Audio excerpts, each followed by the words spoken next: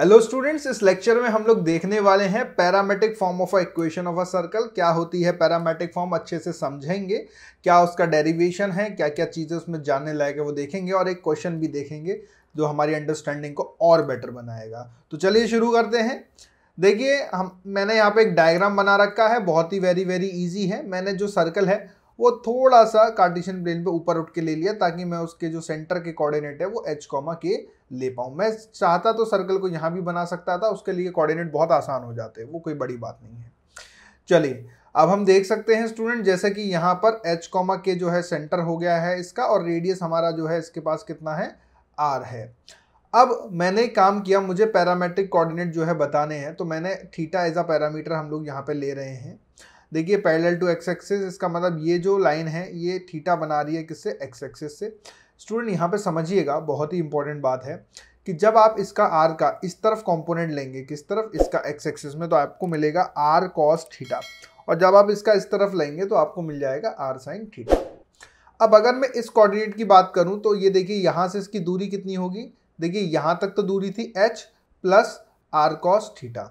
तो एक्चुअल में इसका जो x की वैल्यू आएगी वो कितनी आएगी, x equal to H plus R cos theta. ये मैं लिख देता हूँ यहाँ पे, x इक्वल टू हमारे पास आ जाएगा कितना, h plus R cos theta. Similarly y equal to k plus, अब देखिए k तो कहाँ तक, यहाँ तक और जाना है, ये कितना हो गया, आर साइन थीटा। तो इस पॉइंट के कोऑर्डिनेट कितने हो गए, k plus R sine theta जो है हमारे पास। और थीटा हमारा ऑब्वियस सी बात है, आप देख सकते हैं 0 से स्टार्ट होगा, 2 पाई तक घूम करके जाएगा। अब यही कहलाती है पैरामेट्रिक फॉर्म, यही कहलाती है पैरामेट्रिक फॉर्म। इसको ही देखिए, हम थोड़ा सा अच्छे से एडजस्ट अगर मैं कर दूं तो इसको मैं लिख सकता हूँ x minus H equal to R cos theta, और यहाँ पे लिख सकता हूँ y minus K equal to R sine theta. अब देखिए, क्वेश्चन नंबर 1 है, ये क्वेश्चन नंबर 2 है। दोनों का स्क्वायर करके अगर मैं ऐड कर दूंगा, दोनों को स्क्वायर करके ऐड कर दूंगा तो x माइनस एच का square plus y minus K का square equal to R square cos square theta plus sine square theta, जो कि 1 बन जाता है। तो एक्चुअल में मुझे जो है ये सर्कल की इक्वेशन ही जो है मिल जाएगी। अच्छा, अब मैं इसको थोड़ा सा अलग तरीके से आपको बताता हूँ। तो इसको हम क्या कर रहे हैं, इक्वेशन नंबर 1 को मैं इस तरीके से लिख रहा हूँ, x minus H upon cos theta, जो कि बराबर हो जाएगा r के। तो मैं इसको लिख दूंगा y माइनस के अपॉन साइन थीटा, और ये बराबर आ गया हमारे पास किसके, r के। ठीक है, यही होती है पैरामेट्रिक इक्वेशन, हमको याद रखना है, यही होती है हमारे पास पैरामेट्रिक इक्वेशन स्टूडेंट्स। अब ये हमने स्ट्रेट लाइन में भी देखी थी, इस तरीके की चीज हमने स्ट्रेट लाइन में भी देखी थी। तो मैं आपको बता देना चाहता हूं स्ट्रेट लाइन और यहां पर अंतर क्या है। देखिए स्टूडेंट, अगर मैं बात करूं स्ट्रेट लाइन की, ठीक है, किसकी बात करूं मैं, स्ट्रेट लाइन की, वहां पर हमारा थीटा फिक्स्ड था और आर वेरिएबल था। लेकिन अगर मैं बात करूं सर्कल की, तो सर्कल में ध्यान रखिए आर, क्योंकि रेडियस तो हमेशा स्टूडेंट क्या रहेगा, फिक्स रहेगा, रेडियस हमेशा फिक्स रहेगा, इसमें रेडियस जो है फिक्स रहता है। और यहां पर वेरिएबल कौन है, थीटा वेरिएबल है। तो ये इक्वेशन स्ट्रेट लाइन और सर्कल दोनों में काम करती है, लेकिन दोनों के पैरामेट्रिक जो कंडीशंस हैं वो थोड़ी सी अलग हैं। आइए अब ये क्वेश्चन हम लोग देख लेते हैं यहाँ पर, बहुत ही वेरी सिंपल। चलिए, find the ortho centre of a triangle, हमें ट्राइंगल का ऑर्थो सेंटर पता करना है जिसके वर्टेसेस ये दे रखे हैं हम देखो। तो सबसे पहले तो मैं एक सुंदर सा डायग्राम बना लूंगा जो कि मेरा क्या होगा, एक ट्राइंगल होगा। तो मैंने ये ट्राइंगल बना लिया, देखिए थोड़ा सा और अच्छे से बनाएंगे इसको, ये हमने जो है ट्राइंगल बना लिया। अब इसके कोऑर्डिनेट ऑलरेडी हमको दे रखे हैं, हम इसके कोऑर्डिनेट क्या लेंगे, कॉस आई थीटा, आई थीटा कुछ भी नहीं है, कॉस थीटा 1 है ये। तो cos theta 1 comma sine theta 1, ठीक है, एक सेकेंड। और यहाँ पे लिख सकता हूँ मैं cos theta 2 comma sine theta 2, ये हो गया cos theta 3 comma sine theta 3। अब इसका मुझे ऑर्थो सेंटर जो है बताना है।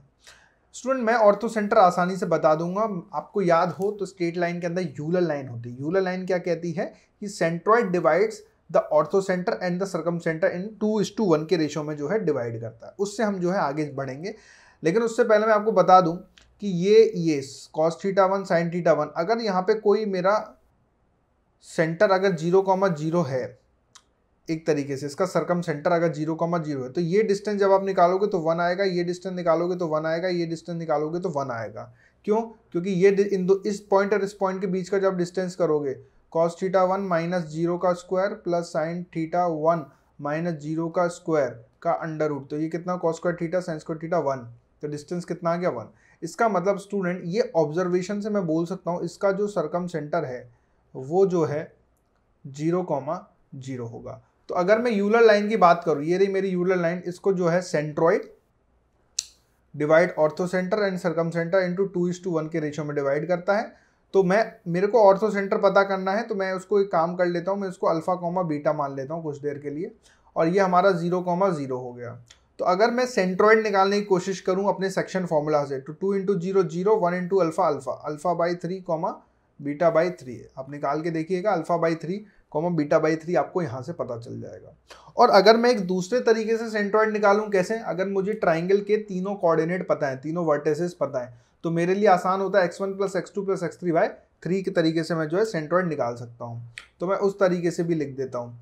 तो alpha by 3 comma beta by 3, ये कितना होगा cos θ1 plus cos θ2 plus cos θ3 divide by 3, और ये हो जाएगा sin θ1 प्लस sin θ2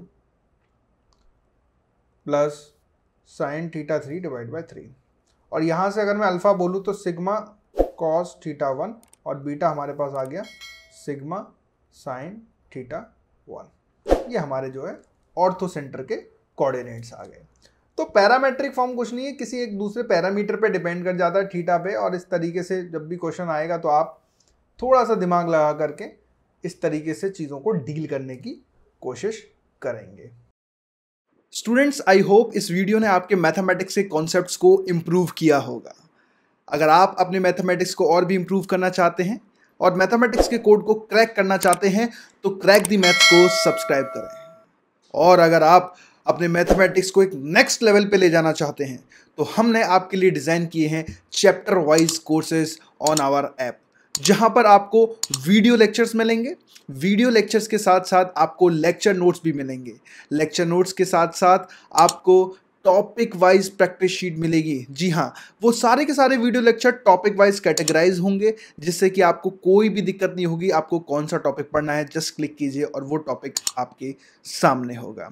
ये सारे के सारे टॉपिक IIT JEE एडवांस को ध्यान में रखते हुए बनाए गए हैं। ये मेंस और एडवांस के टॉपिक्स को कवर करते हैं। इसके साथ साथ जब आपकी ये पूरी तैयारी हो जाए तो आप टॉपिक वाइज टेस्ट भी दे सकते हैं। जी बिल्कुल, आपने सही सुना, टॉपिक वाइज टेस्ट जो आपको ओवरऑल प्रिपेयर करेंगे।